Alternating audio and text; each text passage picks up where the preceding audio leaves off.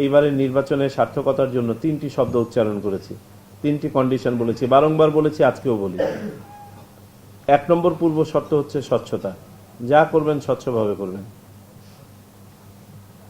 আমাদের there is nothing that needs to be hidden, কোনো কিছু হাইড করার কিচ্ছু নেই। 2 নম্বর হচ্ছে নিরপেক্ষতা। আর যখন আমরা নিরপেক্ষতার কথা বলছি, শতকরা 100% নিরপেক্ষ থাকতে হবে। আমরাও একজন ভোটার, আমরাও নাগরিক। আমিও হয়তো ভোট কেন্দ্রে গিয়ে কোনো একটা প্রার্থী বা মার্কাকে ভোট দিব, আমার পছন্দ ওইখানেই শেষ। যখন আমি আমার দায়িত্ব পালন করছি, আর কোনো আমার পছন্দ অপছন্দ নাই। এক সুতাও ডানে থেকে বামে যাওয়া যাবে না। সকল প্রার্থী, সকল দলকে সমানভাবে ট্রিটমেন্ট করতে হবে। আমাদেরকে নিশ্চিত করতে হবে সকল ভোটার,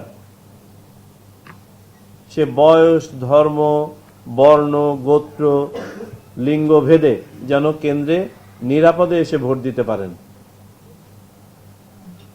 এই পাড়ার লোক অমুকের সমর্থক দেখে আসতে পারবে, ওই পাড়ার লোক সমর্থক না দেখে আসতে পারবে না। This is not accepted and this cannot happen. একটা জিনিস আপনাদেরকে বলি, এবারে কিন্তু সবাই জানেন যে ভোট দিয়েই জিততে হবে, 2 নম্বরই কোনো পদ্ধতি নাই জেতার। তো কোনো অবৈধ প্রভাব ভোট কেন্দ্রের বাইরে ঘটবে না, এটা ভাবার কোনো কারণ নাই। যদি মনে হয় যে এই পাড়ার লোক আমাকে ভোট দেয় না, 1000 একটা মেকানিজম করার চেষ্টা করবে সে যেন কেন্দ্রে আসতে না পারে। এবং সেখানেই হচ্ছে আপনাদের উপস্থিতি। আপনারা নিশ্চিত করবেন এটা যেন কেউ পরিকল্পনায় মাথায় আনতে না পারে, আর মাথায় আনলেও যেন বাস্তবায়ন করতে না পারে। তো নিরপেক্ষতার ব্যাপারটা হচ্ছে অনেক বড়, এটা আমাদেরকে নিশ্চিত করতে হবে। নির্বাচন কমিশন এবং সরকারের পক্ষ থেকে আপনাদেরকে বলে রাখি, আজ পর্যন্ত কোনো ইনস্ট্রাকশন আপনাদেরকে দেওয়া হয় নাই যেটা পক্ষপাতমূলক, ভবিষ্যতেও দেওয়া হবে না। তদুপরি যদি কেউ নির্বাচন অনুষ্ঠানের সাথে সম্পৃক্ত কোনো ব্যক্তি যদি তার পছন্দ অপছন্দের ঊর্ধ্বে উঠতে না পারেন এবং নিরপেক্ষতা হারান, তার ব্যাপারে নির্বাচন কমিশন ভয়ানক কঠিন হবে। আমি শুধু এই সতর্কবাণীটা উচ্চারণ করলাম, বলার প্রয়োজন নাই, তদুপরি বলে রাখলাম।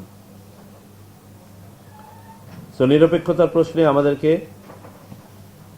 একদম কোনো ধরনের ছাড় দেয়া যাবে না।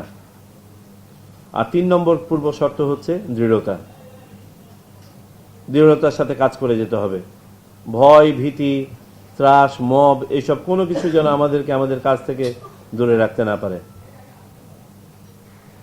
মনে রাখবেন, খালি হাতে আমাদের সন্তানরা অসম্ভবকে সম্ভব করেছে রক্ত দিয়ে, আর আমরা আইন কানুন, অস্ত্র, মানুষ সব নিয়ে মাঠে নেমেছি একটা নির্বাচন অনুষ্ঠানের জন্য।